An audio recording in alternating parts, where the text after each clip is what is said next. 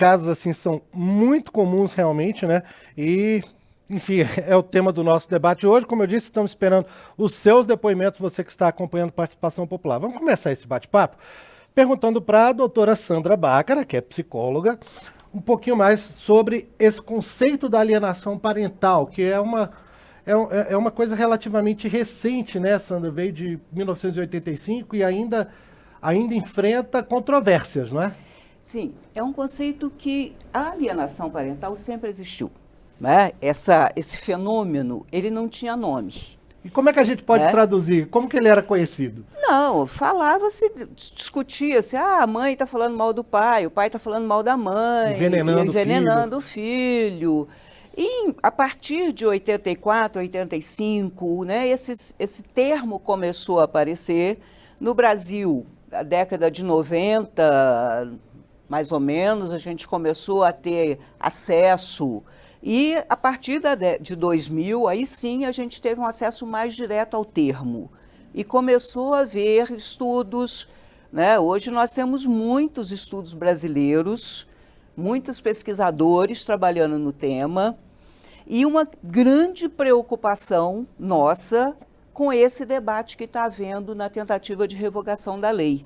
A lei da alienação, a doutora Ângela vai poder falar muito melhor do que eu, ela é uma lei protetiva, ela é uma lei pedagógica, ela é uma lei que protege crianças, adolescentes, pais, mães, família em geral. Porque quando existe o fenômeno, os atos da alienação parental, como a nossa lei fala, toda a família adoece. Todo mundo sofre, né? Eles falaram ali da dor. A dor é real. Afeta ali direto os Afeta meninos. diretamente todo mundo. Agora, não foi possível fazer ainda uma classificação como distúrbio psicológico, como um transtorno psicológico realmente da questão da alienação parental, sobre dos efeitos disso sobre as crianças e O que adolescentes, nós né? temos de novidade, Fabrício, é que o próximo CID, o CID-11, né, a Organização Mundial de Saúde, admitiu a existência da alienação parental. Né? A gente tem que fazer uma diferença. Quando Gardner, que é tão mal falado e tantas mentiras são faladas sobre ele, Richard Gardner, que foi quem definiu o primeiro, né? Richard Gardner foi um questão. grande psiquiatra forense que trabalhava em prol das crianças abusadas e ele trouxe o termo síndrome da alienação parental. Esse termo não é reconhecido pela Organização Mundial de Saúde, Certo. tá? Mas quem trabalha como eu na clínica sabe que existe sim o sofrimento e a doença. A síndrome seria uma doença, né? Um conjunto de sintomas que caracteriza uma doença. A doença existe, as pessoas sofrem, as pessoas suicidam. Pode ir para O o uso da alcoolismo, droga, para hoje a droga. gente sabe que filhos de alienação parental, que viveram alienação parental, muitos deles partem para as drogas na adolescência, para o uso exacerbado da sexualidade, né, inadequado da sexualidade, para o crime. Isso existe. Uma série de distúrbios, né? Uma Também. série de distúrbios, porque você imagina você ser alijado não só da presença, mas do significado de um pai ou de uma mãe, ou de uma avó, de uma madrasta, de um padrasto. De tanto ouvir falar São mal pessoas ali, né? que você sabe que não é aquilo, você sabe que são pessoas que você ama, mas que você é obrigada a odiar. Como é que você cresce num processo desse?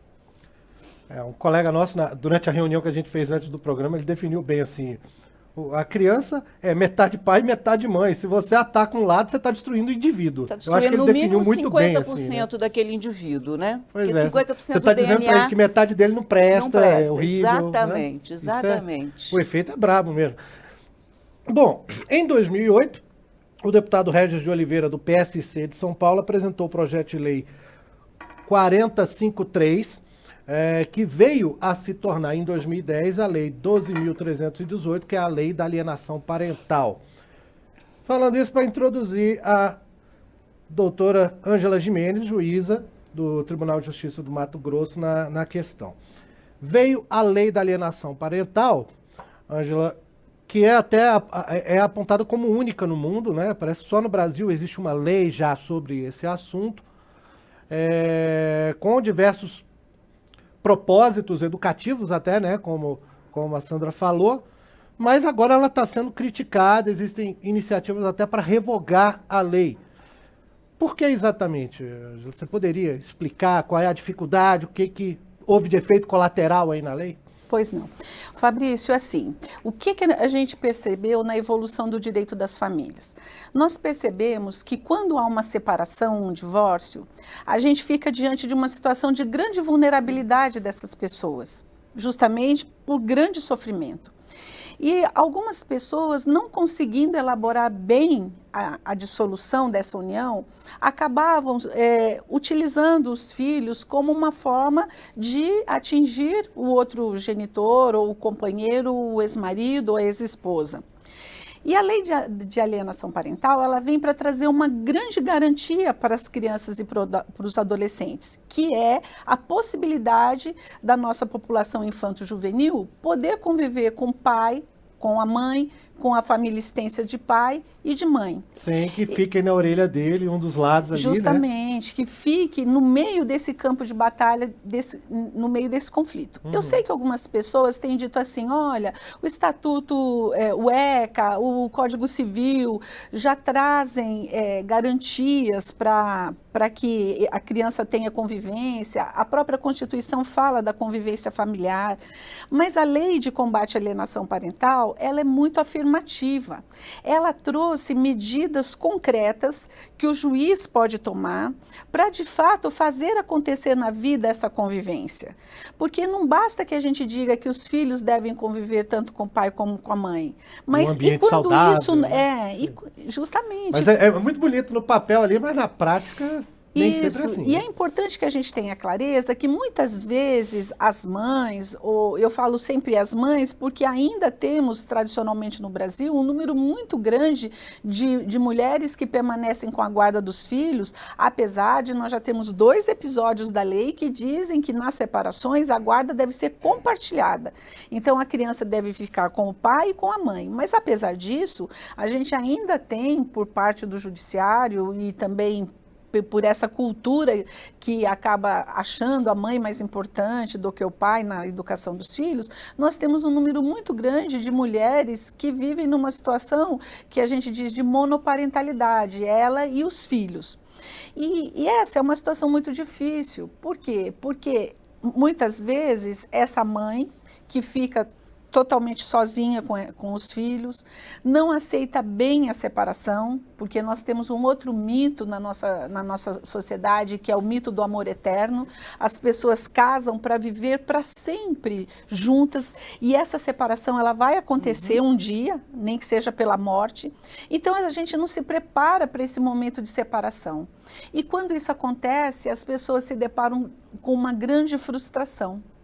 E nessa sobrecarga de ficar com os filhos, nessa diminuição muitas vezes da situação socioeconômica com a separação, a grande maioria da população não é uma população rica, então que vive com dificuldades, a pessoa às vezes consciente, mas às vezes inconscientemente, começa a se utilizar dos filhos para atingir o outro genitor. Então, falando para o filho que o pai não gosta dele, que o pai não se preocupa com ele, que a mãe muitas vezes é uma mártir, vive sempre em sacrifício. E essa situação de pressão sobre os filhos tem trazido e tem demonstrado, a doutora Sandra vai falar sobre isso com certeza, grandes dificuldades no desenvolvimento pleno das nossas crianças e dos nossos adolescentes.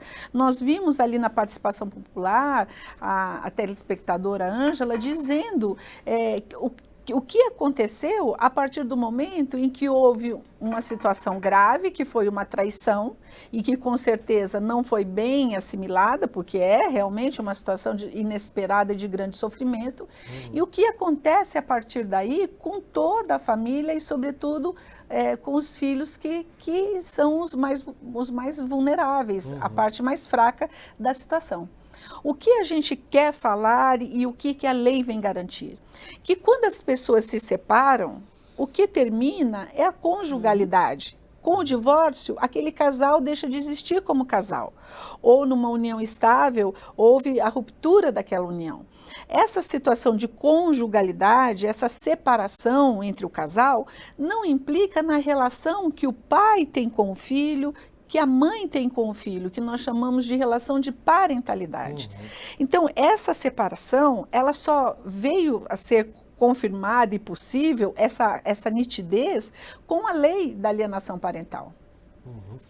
Bom, a gente tem também aqui, participando desse programa, dessa edição do Participação Popular, a deputada Paula Belmonte, do Cidadania do Distrito Federal, que está no Salão Verde. Já está pronta para falar com a gente ali. Deputada, bem-vinda mais uma vez à participação. Tudo bem?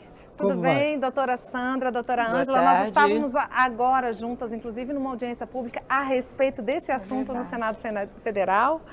E para mim é uma grande oportunidade de, assim, nós estamos ainda num momento assim, estudando realmente o que a gente pode melhorar nessa lei, ou como foi dito aí, existe uma proposta de revogação.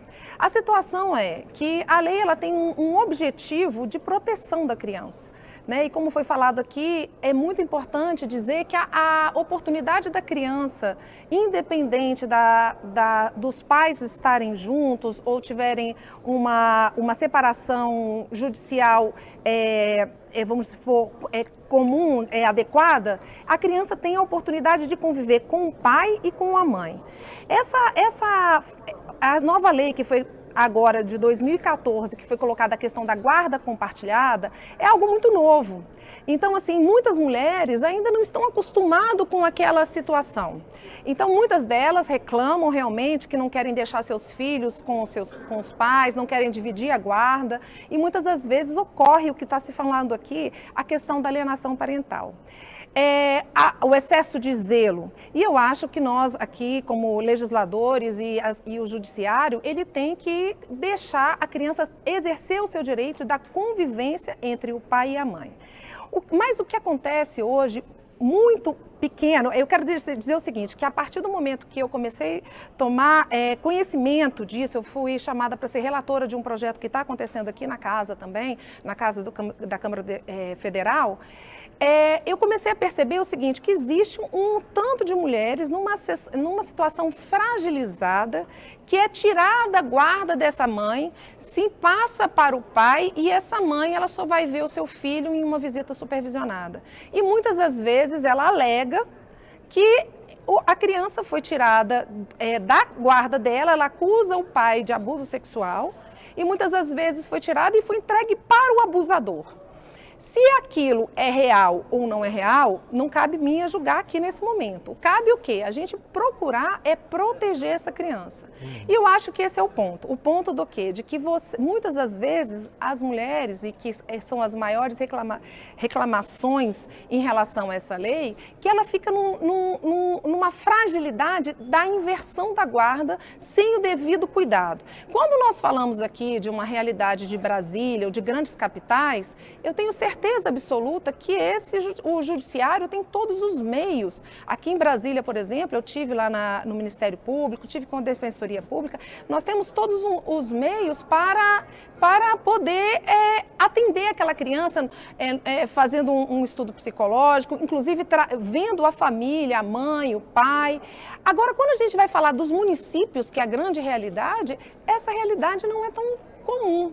E muitas das vezes a alienação parental, eu mesmo tive um caso na minha própria família, que uma irmã me separou e o meu cunhado, por uma questão financeira, de pagamento de pensão, ele falou que a minha irmã estava cometendo alienação parental. Então, assim, é utilizada a lei, utilizada de uma maneira errada.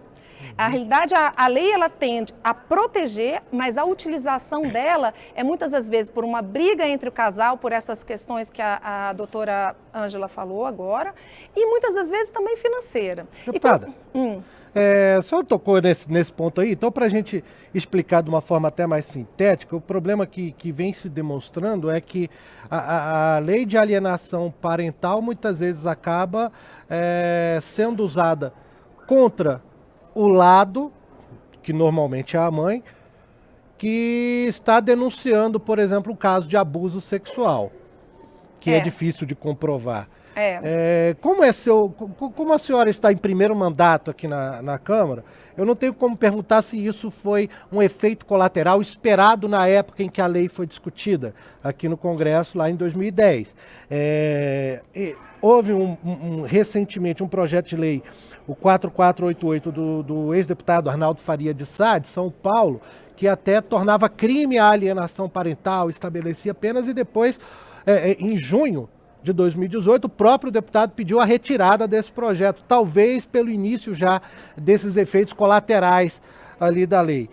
O que a senhora acha que o Congresso Nacional pode fazer ainda em relação a isso? Porque a aplicação da lei, eu queria estender isso também à doutora Ângela, que está aqui com a gente, que é juíza, a aplicação de uma lei, quando ela é meio duvidosa, não é tão clara assim, a quem cabe definir? É ao próprio Congresso Nacional que fez a lei ou é ao Judiciário a determinação da aplicação? Qual é a sua opinião? Não, na realidade, assim, as leis são feitas pelo Poder Legislativo, né? Então, quem define a lei aqui somos nós mesmos. Então, essa é a função do Legislativo. E o Judiciário é a aplicação dessa lei.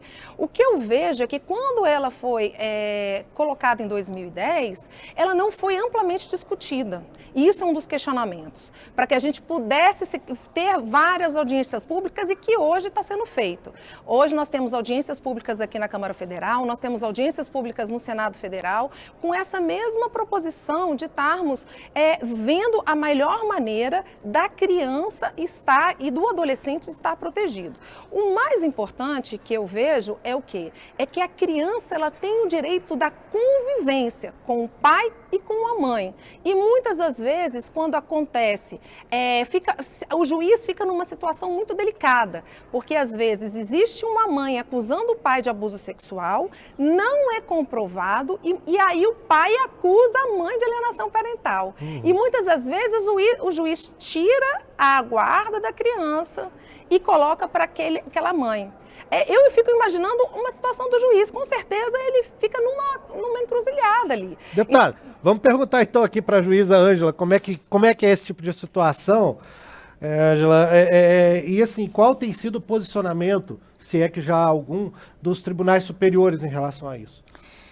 Pois sim, veja bem, por que tudo isso, depois que a lei foi editada, por que essas discussões começaram? Elas começaram porque tivemos resistência por parte das mães de permitirem, se é que nós podemos dizer permitir, porque filho não é propriedade, não é? De convivência com o pai. E os pais foram realmente, em sua grande maioria, alijados da convivência com os filhos. E isso trouxe consequências muito graves, porque nós sabemos que o pai tem um papel simbólico muito importante, inclusive de colocar limite para esse filho. E a partir dessa ausência paterna, nós já estamos diante de 2 gerações de adolescentes com graves conflitos com a lei, né, os chamados adolescentes infratores, jovens que têm dificuldade de se comportarem socialmente, e nós hoje temos estudos que demonstram que foi nitidamente por uma ausência paterna nas fases de desenvolvimento desse ser humano. Até por causa desse problema que foi criada essa lei, né? Isso, para garantir. Acontece que qual a coisa mais grave que pega os nossos corações, a nossa alma, para que a gente queira tomar uma medida imediatamente? A questão do abuso sexual. Você falou em abuso sexual, todos nós, inclusive os juízes, a primeira coisa que quer fazer é afastar aquele suposto agressor, independentemente do que mais venha a acontecer, ainda que nós tenhamos casos onde o processo demore 10 anos e ao final se comprove que o pai não era um abusador, que todos os vínculos foram desfeitos, mas apesar disso, a primeira coisa que todos nós queremos fazer é, na dúvida, vamos afastar. Agora, por que tem acontecido, então, esses casos, Angela, de que, já que não tem como provar ali, por alguma razão, não se consegue provar o abuso sexual, imediatamente já se coloca uma situação de alienação parental e a guarda é invertida? Alguns casos têm ganhado noticiário até por isso. Não é imediatamente. Isso. Desculpa. Não, claro, não é Veja bem, imediatamente. Essa é uma grande falácia. Esse tem sido um argumento para revogar a lei. Hoje, durante a audiência pública, a gente tentou demonstrar que existem 1000 fases dentro desse processo de verificação. Quando chega um pedido de modificação de guarda ou de inversão, o juiz faz audiência de justificação, o juiz determina estudo social para olhar o contexto que aquela criança está vivendo, estudo psicológico, porque nós, juízes, nós estamos acostumados a vermos provas concretas. Essa questão da subjetividade, essa questão que passa pela essência humana, pela alma humana, é da área da psicologia. Por isso não tem como trabalhar na área de família sem o auxílio do psicólogo e do assistente social que nos traz esse contexto familiar. O juiz pode fazer audiências de conciliação, audiências de mediação. Nós temos também as oficinas de parentalidade que encaminhamos esse ex-casal ou esse casal em conflito para entender essa dinâmica pós-divórcio. Nós temos, por exemplo, constelações familiares, até que se chega à audiência de instrução, onde o juiz vai olhar todas as provas, ouvir vizinhos, ouvir parentes, ouvir a escola, colher as alegações para né? ouvir a criança através de uma oitiva especial. E eu quero dizer desde já que o Brasil tem oitiva especial por lei. Não é verdade o que está se argumentando, que as crianças não são ouvidas com essa escuta especializada, para só depois disso se tomar uma decisão. Então, só para concluir, me parece bastante complicado as pessoas virem dizer que logo no princípio que foram injustiçadas e que perderam. Eu não quero dizer que não possa ter havido algum erro, mas isso é muito pontual, isso não acontece de forma precipitada, isso é uma desqualificação do Poder Judicial, do Poder Judiciário, é de verdade uma injustiça que se faz com uma instituição importante da democracia brasileira, que é o Poder Judiciário. Longe de querer encerrar e concluir esse raciocínio, que a gente vai voltar nele, é porque o Marcelo Oeste estava chamando a gente lá no centro de Brasília com mais uma participante aí para o nosso programa. É isso, Marcelo? Isso, Fabrício. Vamos com mais participações populares aqui, mas só para dar uma situada, os dados a respeito da alienação parental não são muito certos, mas segundo o Tribunal de Justiça de São Paulo, só em São Paulo, no ano de 2017, nós tivemos mais de 2.300 processos envolvendo denúncias de alienação parental, para a gente ter uma ideia da quantidade de pessoas, de famílias que estão enfrentando esse problema. Eu estou aqui com o Arão Andrade, que é servidor público, e o caso dele é bem complexo. Né, Arão? Como é que foi a sua situação depois que você se separou? Boa tarde. Mas foi uma situação muito delicada, muito difícil. Eu passei aí aproximadamente uns de 10 até 15 anos nesse sofrimento aí. Porque a minha ex-mulher, por nada desse mundo, me deixava em paz. Né? Entrava na justiça, a pensão era paga normalmente, tudo certinho, graças a Deus. Eu chegava das viagens de trabalho, ficava meses fora. A hora que eu chegava para ver a menina, ela até escondia a menina, pegava férias do trabalho, levava para outro estado. Então eu passei muita dificuldade nesse período, né? Ainda bem que eu tenho a minha mãe, né, que segurou toda a onda, que fazia todo o meio de campo ali para não deixar a menina se afastar do pai. E a conclusão desse processo, como é que está hoje a sua filha, a sua relação com ela? Minha filha hoje tem 17 anos, né? É um relacionamento de pai e filho muito bom, fica até assim emocionado, né? Minha filha mora em São Paulo, Lorena, e hoje, graças a Deus, muito bom. E nas férias ela quer vir ver os outros irmãos, e futuramente ela quer morar com o pai e com os outros irmãos. Perfeito, muito obrigado, Arão. Fabrício, como eu disse no início do programa, é um tema sensível, mexe muito com a dor das pessoas, né? Felizmente o caso do Arão terminou bem, mas infelizmente nem sempre é assim, né, Fabrício? É verdade, Marcelo, agradeço aí ao Arão, é perfeitamente compreensível a emoção dele, pra gente que tá ouvindo a história já é emocionante, imagina para as pessoas que passaram por isso e estão relembrando o caso. A gente está até recebendo algumas mensagens. A Daniela de Mogi Guaçu, São Paulo, mandou para a gente pelo WhatsApp o depoimento dela. Meu ex-marido me traía com outros homens, era muito agressivo. Tinha Maria da Penha para ele não se aproximar de mim e meu filho. Daí ele me internou em uma clínica psiquiátrica forçadamente e me fez assinar divórcio. Eu perdi tudo, inclusive a guarda do meu filho. Hoje ele faz alienação. Eu não tenho mais acesso ao meu filho e preciso de ajuda. sinto falta dele. Ele me internou estando com Maria da Penha. Estou tentando estar próxima do meu filho, mas não consigo mais. E o pai é do Mato Grosso do Sul. Está aí o depoimento da Daniela. E a Aline Oliveira, pelo Facebook, comentou: o tema é muito importante, deve ser levado para o espaço da escola, de grupos, diversos espaços e possibilitar a orientação das partes envolvidas. Sandra, a Ângela falou ali que essas duas questões que são colocadas na discussão, especialmente a do abuso sexual de um lado e do outro lado a questão da alienação parental, são coisas subjetivas sobre as quais você não tem aquela materialidade que existe em outras coisas que o direito analisa, que a justiça analisa. Em termos de psicologia, nessas oitivas especiais, por exemplo, como que se pode detectar, só usando a abordagem psicológica, que houve abuso sexual com a criança ou que essa criança é vítima de alienação parental? É possível chegar a conclusões realmente assim fortes de que houve uma coisa ou outra? Fabrício, eu diria que sim. Eu trabalho como assistente técnica em processos que envolvem, normalmente vara de família e acaba, às vezes, na vara criminal, porque grande parte dos meus clientes hoje nessa área são pais que vivem uma falsa acusação de abuso. Pais, avós, tios, enfim. E quando a gente analisa a oitiva especial, ou quando você lê o processo, eu costumo dizer que eu faço uma análise psicológica do processo. Não só a oitiva ali, mas sim, a gente contexto, vai ver. né? Eu sou terapeuta de família, eu sou terapeuta sistêmica, então eu sempre olho o contexto em geral. Você vê aonde está partindo, né, as falsas acusações.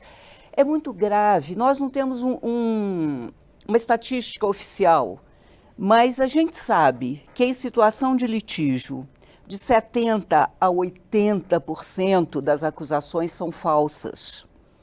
É muito alto o índice. Isso de quê? Acusações de abuso abuso sexual. Certo. Cerca de 80% é uma estimativa. 70% a 80% é a a sua experiência, né, que leva aí. Estimativa do Psicossocial de São Paulo, do Psicossocial do Rio, do próprio Psicossocial do DF. E a gente vê pelas reações da criança. Nós precisamos pensar, e aí eu sempre digo que nós psicólogos, precisamos estar muito bem aparelhados de técnica, de teoria, nós precisamos ser muito bem preparados, porque você vê a reação da criança e uma criança verdadeiramente abusada é uma criança que sofre, é uma criança que tem medo, é uma criança que vai mal na escola, é uma criança que tem distúrbio de sono, que tem distúrbios gástricos. As consequências são graves, o abuso existe, ninguém nega isso. Agora, você vê, a doutora Ângela vê isso em depoimento especial, uma criança que entra sorrindo, brincando, falando bem do pai. Aí, de repente, ela diz assim, peraí, a minha mãe mandou falar isso assim, assim, assim. Ou, né, por exemplo, normalmente as acusações de abuso são de crianças muito pequenas. Porque são crianças que ainda não têm o discernimento para responder. Aí a criança chega da casa do pai, né? Esse é um exemplo do livro da doutora Andréa Calçada.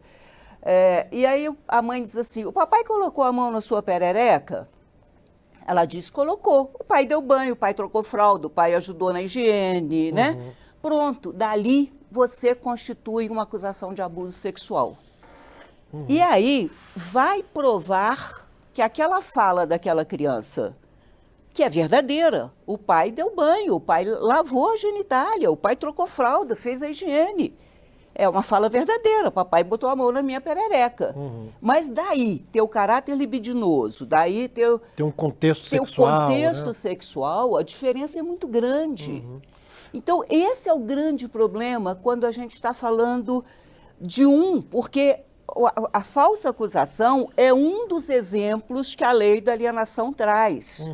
E não é real quando se diz que as mães têm medo de fazer a acusação e da guarda ser invertida, porque são processos que levam 3, 4, 5 anos. A doutora Ângela falou em 10 anos. Muitas vezes esse pai é afastado ou fica em visita assistida, né? E o vínculo da criança vai se rompendo com essa família paterna. Mas agora, assim, quando tem o caso, isso talvez até a doutora Ângela possa responder mais pela experiência própria, pelo conhecimento de outros casos que aconteçam pelo país. Chega um determinado momento ali que tem os dois lados se acusando, o pai e a mãe. Um lado acusa o outro de abuso sexual e o outro diz que isso é uma acusação falsa e é alienação parental, né? Então acontece isso. O que pesa mais aí para tomada de decisão a respeito de o que fazer com a criança? Pesa mais a acusação de alienação parental ou a de abuso sexual é levada mais em conta e se afasta a criança ali? O que é feito? Depende das provas que você vai ter no processo. Se as provas indicam que possa haver a mínima possibilidade daquele abuso, logicamente você vai ou determinar o afastamento do genitor ou vai colocar em visita assistida. E qual é o grande pulo do gato nessas ações? É você ter agilidade para que esse processo não demore. Porque o tempo é o maior aliado da alienação parental e do sofrimento das crianças. Tanto no aspecto policial quanto no próprio judiciário tem que correr com isso. Justamente, aí, né? Você tem que correr com isso e, aliás, a lei de alienação parental foi muito sábia porque ela coloca essas situações como tendo que ser em regime de prioridade. A lei diz ao juiz, olha, você tem que colocar esse processo como sua prioridade. Então, a gente precisa ter agilidade, fazer todas aquelas fases que eu te disse, buscar laudos e examinar. Porque, assim, nós não estamos diante de uma posição partidária. Você é a favor do afastamento do abusador ou você é a favor do afastamento do alienador?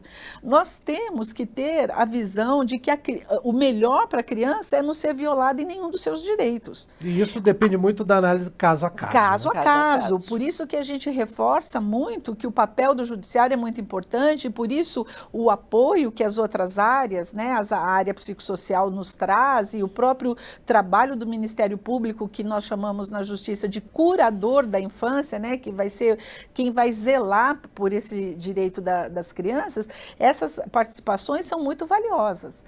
Então, o juiz tem que ser rápido, realmente, se há indícios de abuso, tomar medidas urgentes e também se percebe que há uma manipulação daquelas informações, também da mesma forma tomar as medidas urgentes para evitar que o vínculo parental seja desgastado. Agora, podem existir situações extremas que a criança não tenha que ficar nem com o pai e nem com a mãe durante todo o transcorrer do processo, porque por mais rápido que ele seja, ele precisa ser profundo. Nós estamos falando de situações muito especiais e significativas para a existência humana e a criança tenha que ficar com um avô, com uma madrinha, e que isso seja colocado para que o processo siga em harmonia. Mas são casos extremamente especiais, excepcionais, quase sempre a gente consegue que o processo continue, garantindo que tenha a convivência dos dois e que a verdade apareça. Sempre protegendo a criança, é claro. Vamos de novo ao Salão Verde, a deputada Paula.